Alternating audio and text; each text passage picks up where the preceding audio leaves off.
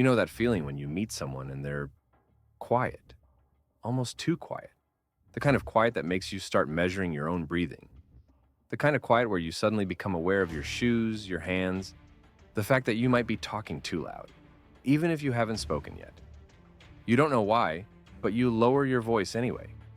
You begin performing calm without realizing it. You try to be acceptable.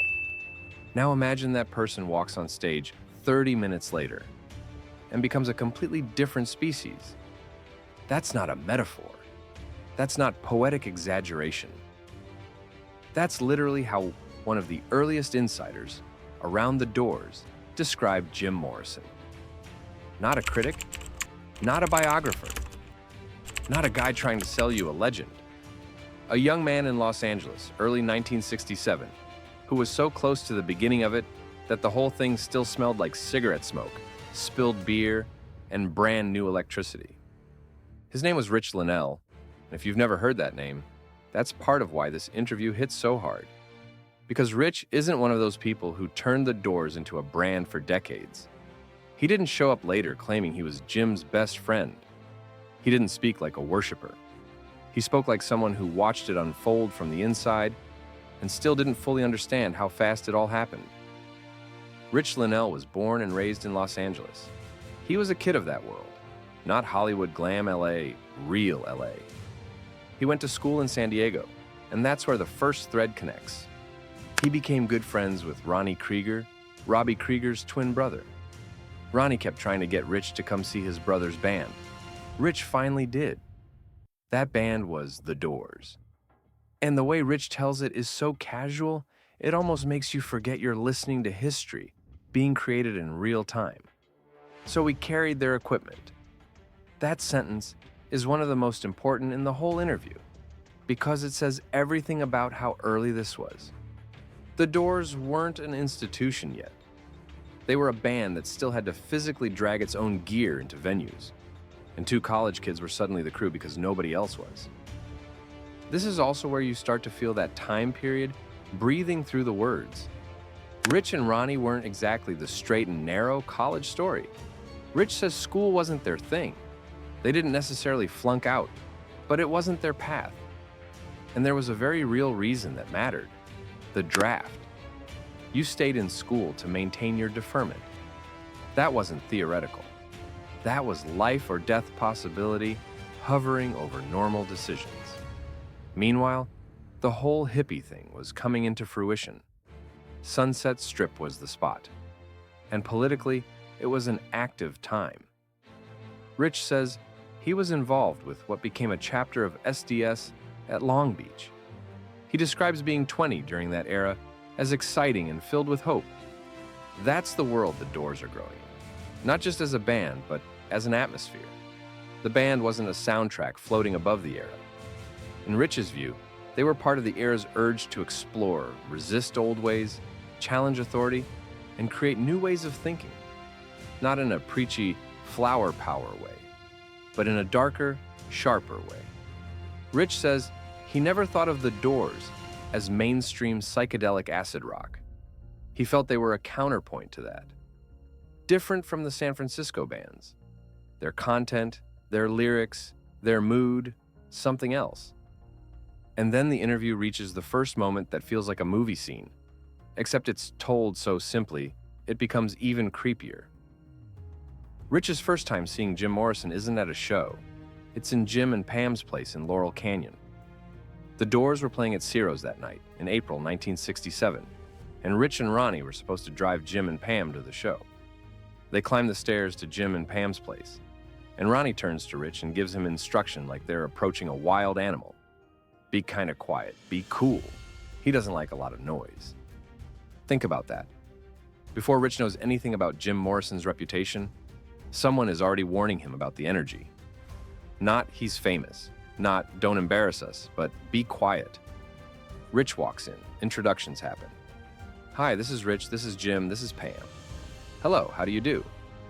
And then those are the only words spoken for about 20 minutes. Rich says Jim was quiet, and then corrects himself in a way that makes the room colder.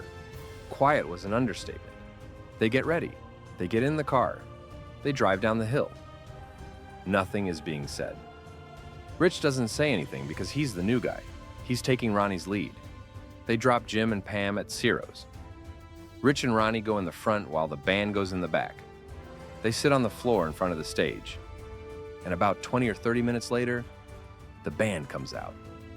Now you're watching that same man, the man who spoke almost nothing, the man who sat in silence for 20 minutes, the man you were told doesn't like noise.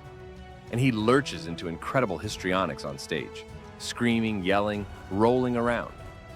Rich's reaction is the reaction any normal human would have. What the? He couldn't believe the same guy from the apartment was the same guy on stage. But it was. And from that moment, he was hooked. That right there is a core, beyond the riff theme, the split between the myth and the human.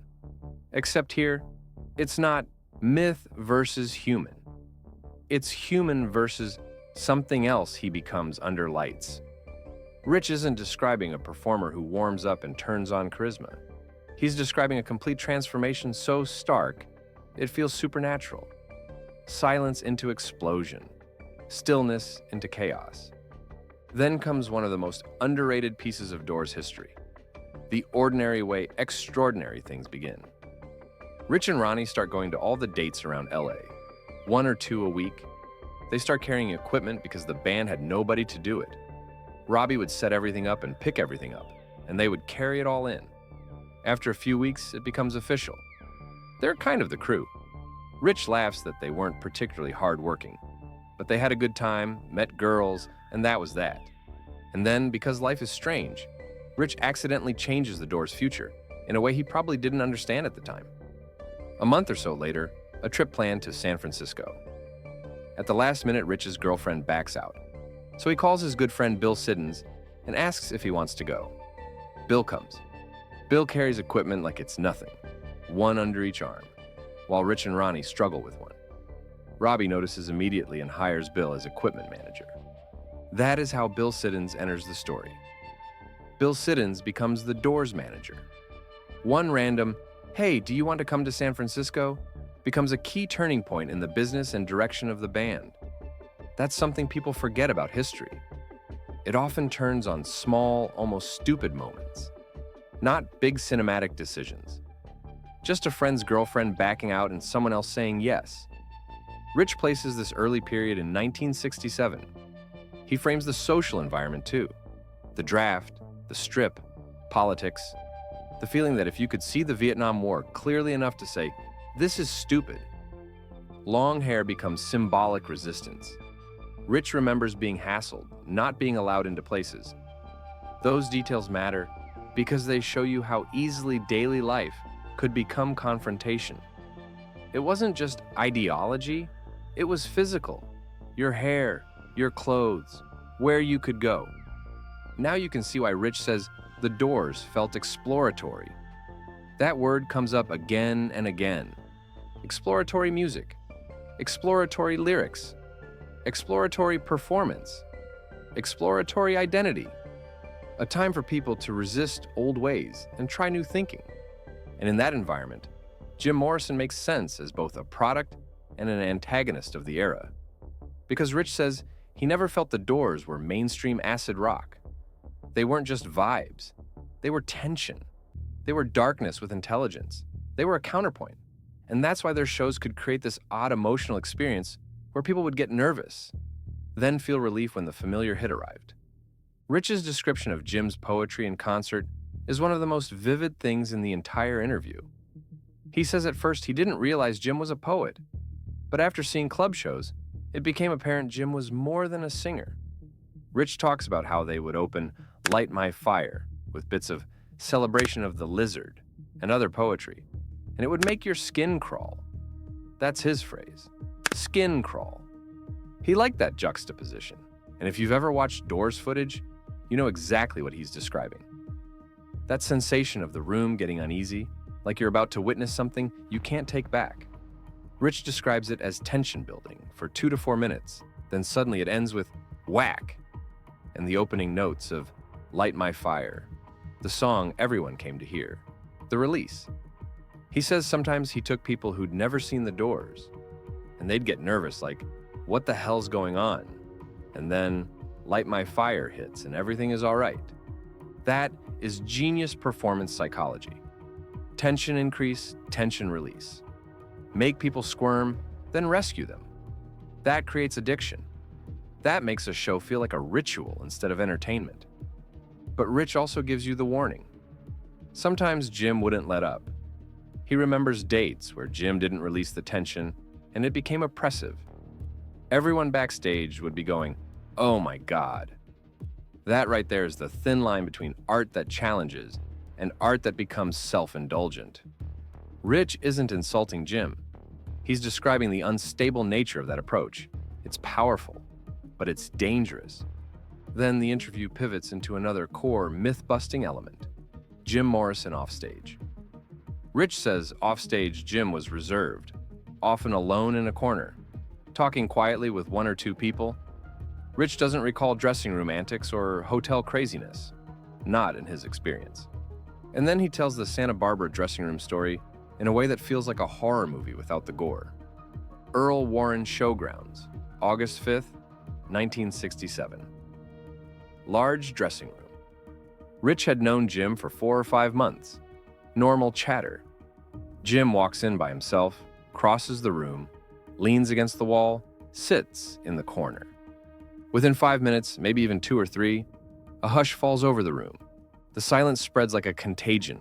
Each little group stops talking. Nobody wants to break it, and Jim isn't going to break it. Rich suspects Jim enjoyed this, that he could exercise power over people simply by not speaking. Rich remembers a little grin on Jim's face, like Jim was thinking, "Well, I'm not going to say anything. Let's see how long it takes." Think about that for a second. That's not the image people sell you. They sell you the leather pants and the snake hips.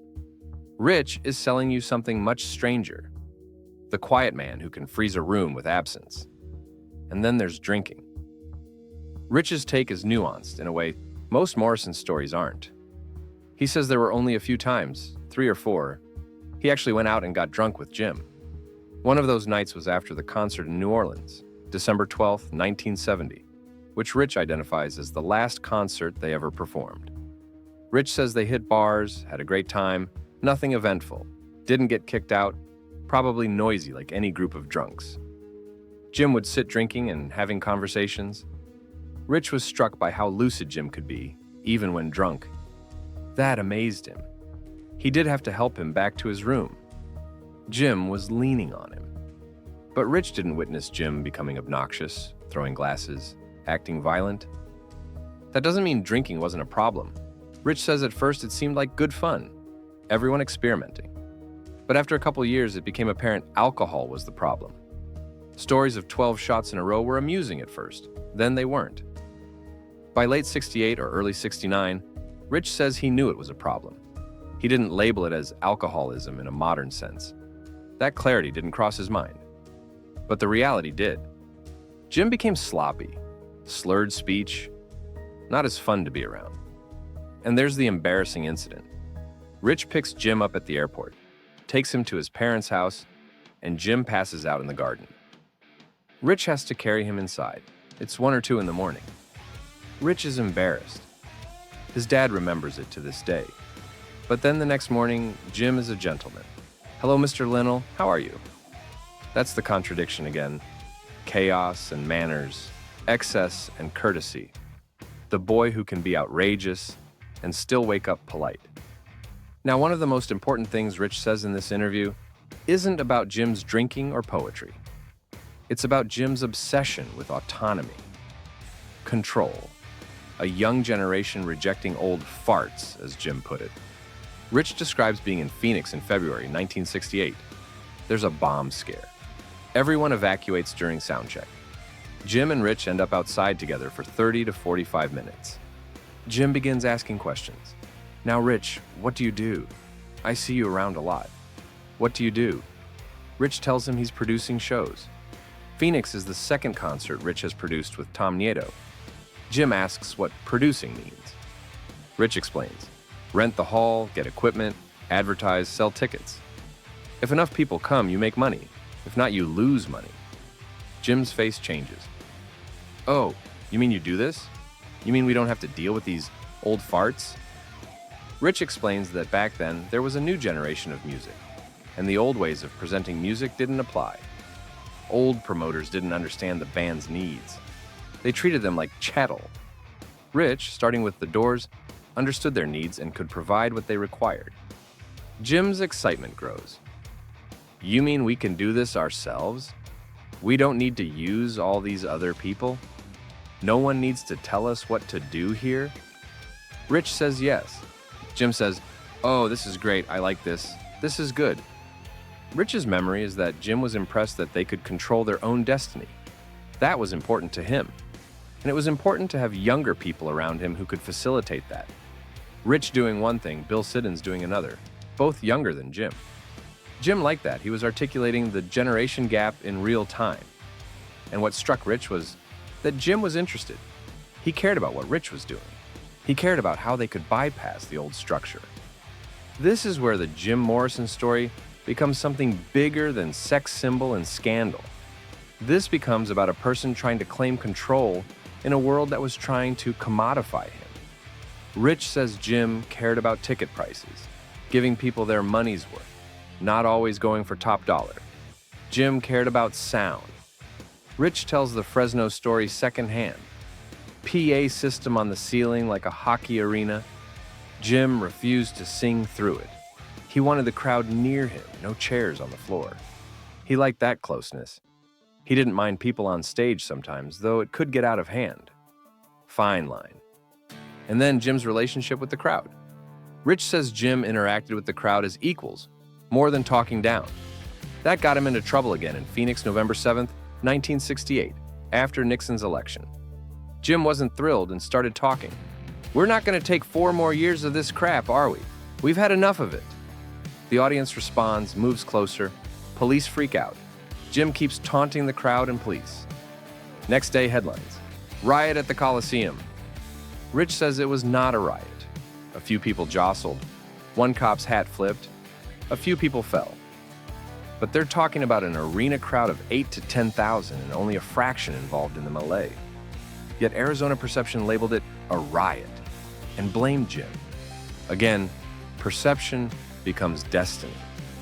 Now let's go back to what Rich says about Ray Manzarek, because this is one of the few interviews where someone says it plainly and without worship. Rich says Ray was considerably older. Old man of the group. Rich was 20, 21. Ray was 28, 29, and at that age, that gap feels enormous. Rich describes Ray as standoffish, arrogant, quiet but nice. Ray always bums cigarettes from Rich. Rich laughs he promised to buy a pack, but never did. And then Rich says something that feels like a subtle grenade. He learned more about Ray later, about his influence. But he says Ray has developed the gospel, according to Ray, and sticks to it, and Rich has trouble with that. That's not a diss. That's a warning. That's Rich telling you not every insider narrative is neutral. People shape stories over time. People build versions that serve them. Rich is giving you permission to see these men as complicated. And then the interviewer asks the question everyone wants. What was Jim really like? Rich pauses. And then he gives a description that is more human than any legend.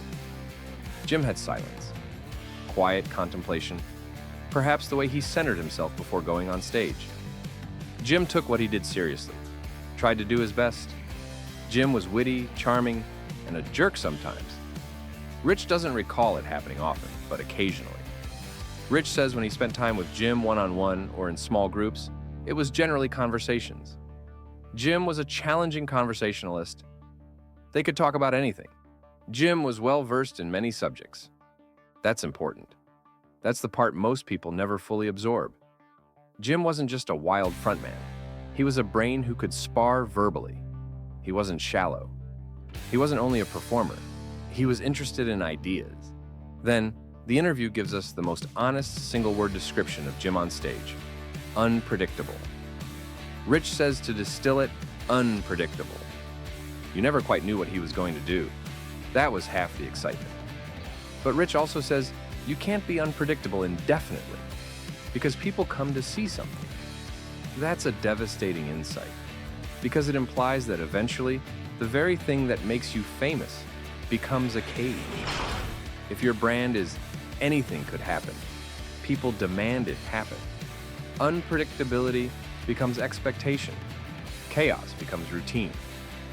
Rich remembers wondering with Ronnie before shows, what's he gonna do tonight?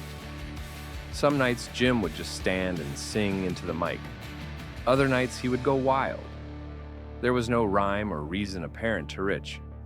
It seemed based on what Jim felt at that moment. Sometimes he felt like letting loose. Sometimes he didn't. In retrospect, Rich says, that seems natural. No one can let loose all the time. But the key is, the room always had edge, anticipation. That sensation that something could snap into a different direction at any moment. Jim was explosive. Rich agrees that's a good word. Then compare that to Offstage, where Rich repeats, much more reserved, quiet, funny, conversational, nothing like Onstage. And that contrast might be the most important piece of the entire Morrison puzzle. Jim Morrison wasn't one stable personality. He was a man who could become an eruption and then return to stillness like nothing happened. And that's where the persona question arrives. Did Jim create Jim Morrison as a stage presence, or was it honest? Rich says what he always liked about The Doors and Jim is it always seemed honest, genuine, rarely contrived. Rich says having seen so many shows, he doesn't remember any two being exactly the same. Then he compares that to big acts like the Rolling Stones, where shows are the same, note for note, move for move. It's an act, a great act, but it's an act. The Doors were different. Some routines repeated, sure. But Jim's show wasn't a script. That made it meaningful. But then Rich says, as Jim ran out of things to do, being unpredictable became predictable. And Jim had trouble with that. It didn't fit the side of him that liked chaos and exploration, because he set it up so he had to do it every night, and he didn't like it. Then Rich lands the thesis. Jim was trapped in a device of his own making. He created this person, and he wasn't sophisticated enough to get out of it. He didn't know how to move on. Too many pressures from bandmates, from the public. No role models. He was blazing his own trail. Rich brings up David Bowie as an example of someone who reinvented himself while staying genuine, fully living each phase, but making the distinction. Rich says Jim never made that distinction between his own self and the person on stage. They merged too much. In the beginning, that was great, exciting, unpredictable, genuine. But by your 80-second show, by definition, it can't be that anymore. That's a brutal line, because it implies that rock stardom has an expiration date for certain kinds of truth. If your truth is chaos, repetition kills it, and repetition is what tours are made of. Then we enter the darker portion. Seattle, June 5th, 1970. Rich says the show never got going. Jim spent 10 or 15 minutes playing with the mic and feedback. Cute for 2 minutes. Boring at 15. Jim couldn't finish a song. Rich was upset because it was his show, and people weren't getting their money's worth. In the moment, Rich's concern wasn't Jim's well-being. It was his job. But later, he realized it was Jim's dark side manifesting on stage. Jim was basically saying, I don't want to do this anymore. I don't want to be this sex symbol anymore. Watch, I'm gonna do this. Rich believes Jim created someone he came to detest. The persona became too demanding, too one-dimensional. Jim's exploratory nature rebelled against settling on one persona. It was successful at first, but also his demise. He wasn't clear how to escape. So he drank and escaped that way. Then the interview does something rare. It treats Jim the wild and crazy guy as the shallowest layer, not the deepest. Rich talks about the new attention decades later and how it validates what they lived through. But he asks what people are actually attaching themselves to. Jim the poet? Jim the humorist? Jim the gentleman? Unfortunately, Rich says, it seems to be Jim the wild and crazy guy. But he admits it gets people's attention. The real question is whether they take the next step and ask, why? Was it just fun, or is there more? Rich argues that exploring why people go off the deep end is important. Any film or endeavor about Jim should explore that, or it's dishonest. Then comes an incident that is almost too perfect as symbolism. The Rolling Stones concert in Phoenix, November 11th, 1969. Rich is producing it. Big money. First Stones US tour in years. Rich is dealing with chaos. Gate crashing, ticket printer, double printed rows, people without seats, disappointment that it didn't sell out. In the middle of that, Frank Lisiandro comes to Rich and says, "Where's Bill? Jim's in jail." Jim was arrested as he got off the airplane. The charge was described as illegal interference with the flight of an aircraft. It sounded like hijacking language, but in reality, Rich says, Jim was drunk and got rowdy. Rich can't deal with it in the moment because he has his own fires burning. Bill Siddons gets involved. Jim has to sit in jail while they process him. They go ahead with the Stones show. Then at 5 or 6 in the morning, they work to get him out, figure out money, attorney, press story. Rich remembers seeing Jim walk down the steps afterward, drawn, tired, and somewhat humble. Rich doesn't think Jim enjoyed jail. Then, the detail that turns this into a perfect rock and roll morality tale? Yes. Rich says they used cash from the box office that night to bail him out. $2,500 or $5,000. Not exorbitant, but symbolic. The biggest band in the country. The biggest tour event. And the money that should have been clean accounting becomes emergency cash to extract Jim Morrison from a jail cell. And then Tom Baker enters.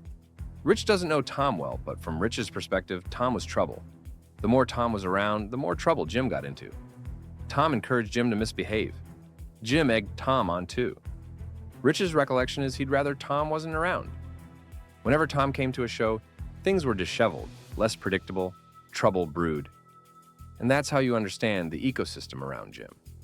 It wasn't just Jim's impulses, it was who was nearby, who had access, who fed which version of him. Then, the interview shifts into one of the last truly human images of Jim, the touch football game in Manhattan Beach in late February 1971, a few weeks before Jim left for Paris. Rich organized it, Jim wanted to play. Jim came down with Babe and Frank. Danny Sugerman is there too. They play for a couple hours, small teams. Jim isn't athletic, Rich says, but he has energy and enthusiasm. Rich was quarterback. Jim was center or blocker, maybe rushed the opposing quarterback. Rich's brother John was the opposing quarterback. Quick, athletic, hard to catch. Rich remembers Jim relentlessly pursuing him. Diving, missing, getting up, chasing again. Leaping, falling, scrambling. Over and over for the entire afternoon, wearing himself out. Then, Jim turns to Rich and says, "Boy, that guy's really squirmy, isn't he?" That line is gold. It's funny. It's human. It's the Jim that isn't myth or scandal. It's a guy on a beach, out of his usual world, laughing, trying, refusing to quit. Rich says Jim did not seem ill. Good spirits, enthusiastic. Notable enthusiasm for someone who didn't care about sports much. He had a paunch, but not ill. That was the last time Rich saw him. Then the Paris question. What was Jim's involvement with the band when he left? Rich's sense is it was up in the air. Nothing definitive. Unclear when or if he would come back.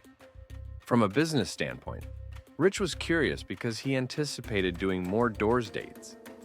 But there were no tour plans because Rich would have known immediately. Even though LA Woman was about to be or had just been released and doing well, there were no plans. Then comes the "where were you when you heard" moment. Rich remembers vividly. Phoenix, Arizona. July 5th, 2 days after Jim died.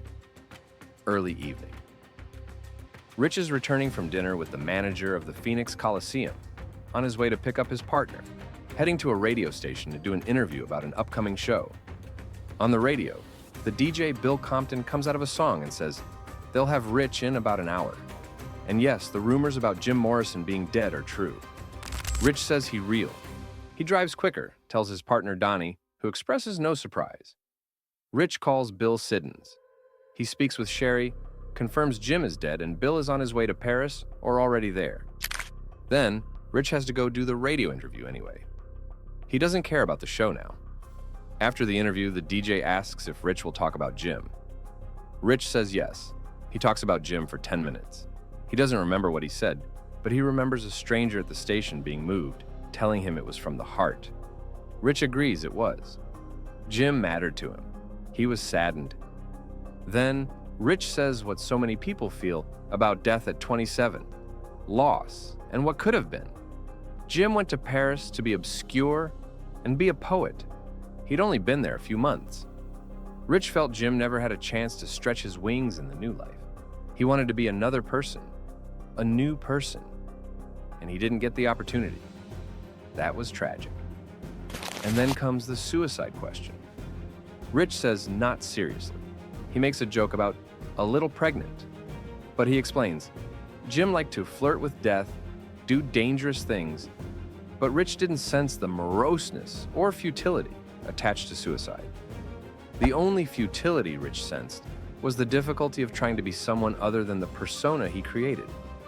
More frustration than depression. It never occurred to Rich that Jim would commit suicide. Then drugs. Rich smoked a little pot with him. Rich understood Jim took a lot of acid early on, but Rich never saw him do other drugs besides alcohol. Women. Pam was around most, other women from time to time. Rich mentions in New Orleans, there was a woman with him. Not sure if she went back to his room. Money and possessions. Jim didn't attach much importance. Lived at the Alta Cienega. Had a Shelby for a while, crashed it. Same clothes. No importance attached to possessions, other than a few cherished things. Then, the big loaded question. Was Jim crazy? Rich says only as much as he wanted to be. Mental illness? Not that Rich knows. Jim's craziness was crazy like a fox. Outrageous.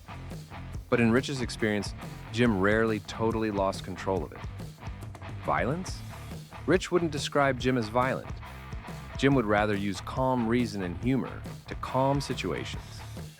Was Jim funny? Rich says yes, very. He loved Jim's little grin, sly grin. Sometimes you couldn't tell if he was serious, tongue-in-cheek. Then the death obsession question, and Rich gives one of the most philosophical answers you'll ever hear, from a guy who carried amps at Doors shows. Rich says Jim's constant talking about death wasn't obsession so much as teaching. Don't fear death. If you get over fear of death, you can get over fear. Fear is our worst enemy. If we fear anything, we behave less admirably. First step is accepting we're all going to die. Don't worry about it. Rich considers whether Jim's outlandish behavior could be flirting with death to prove he wasn't afraid. We can intellectualize not fearing death, but emotionally incorporating it is harder. And Jim was young to be thinking about it at all. Then Rich divides people into categories. Those who fear death and those who don't. Those who live and those who are dead. If you fear death, you fear other things. You become sad, unfulfilled, not your best self. Give up fear of death, free yourself of fear in general, be a better person. And then, in the final question, Rich tries to articulate Jim's essence. He says it's artistic courage and the torment that goes along with it. A true artist has to be honest. You can't make it up. Art tells us where we should be, what we should think is important. Jim tried to do that. But Rich believes Jim recognized his own dishonesty in continually being the persona he created. And that's where the torment lived. Physical and emotional pressures of being that person versus wanting to be true self. His essence telling him, this is dishonest. If you're this way, you can't be an artist. You can't be a poet. The tug of commercialism versus art frustrates sensitive people, and it only becomes more prevalent. And then, like a quiet punchline that becomes the perfect last image, Rich talks about Jim living in the seedy Alta Cienega motel. Rich says he didn't think anything of it. That was Jim. It made sense. The motel was across from the Doors office, down the street from the record company and studio. Jim traveled, wasn't married, no kids, didn't need fancy house. He liked being there. There were things nearby. Bars, bowling alley, Duke's coffee shop. Rich remembers Bill telling a story. Jim comes back from the Hollywood Bowl concert, biggest gig yet, and the motel manager greets him like an ordinary guy with broken English. "You do good tonight? You big star?" The incongruity. The biggest rock sex symbol in the country returning from a triumph. And the motel manager has no idea what Jim truly is in the world's eyes. Rich loved that image. Because it's the truth, not the myth. The truth is sometimes a man can be a god on stage and still be just Jim at a cheap motel with a manager who's simply happy he got home safe. And when you step back, that might be the most tragic part of all of it. Not the scandals, not the arrests, not the headlines screaming riot, not even the drinking. The tragedy is that Jim Morrison seemed to understand the trap, but didn't live long enough to build a clean exit. Rich Linnell watched him do the most Morrison thing imaginable. Create a persona so powerful it altered the culture, then spend the rest of his short life trying to wrestle his own soul back from the thing he created. You never quite knew what he was going to do. Half the excitement of a Doors concert was the edge. The other half, the part people don't talk about, is the cost of living your life as an edge. Because if the room always expects fire, eventually even your silence becomes suspicious, and your humanity becomes a disappointment to strangers. And Rich is one of the only people who tells you plainly. The quiet Jim was real too. The one who sat in silence for 20 minutes before a show, centering himself. The one who could freeze a dressing room without speaking. The one who cared about ticket prices and sound and people getting their money's worth. The one who was lucid when drunk. The one who could pass out in a garden and still wake up a gentleman. The one who chased a squirmy quarterback on a beach like he had something to prove to himself. The one who flirted with death not because he wanted to die, but because he wanted to be free of fear. If you only remember Jim the Wild and Crazy Guy, Rich would argue you've missed the entire point. That version gets attention, sure. But the real question is why he went there in the first place, and what it cost him, and what it says about every person who tries to be honest in a world that rewards a simpler version of it. That's why the Doors never feel fully like nostalgia. They feel like a case study, a band that didn't feel contrived, a singer who didn't feel like a script, a culture that couldn't stop demanding the most dramatic version of it. And that's why decades later, people still keep circling back, trying to solve the same puzzle that Rich Linnell saw in his first hour around Jim Morrison. How can someone be that quiet and then become that explosive? Maybe the answer is the simplest and the most painful. Maybe the explosion wasn't who he was. Maybe it was what he had to become, and once he became it, the world wouldn't let him stop.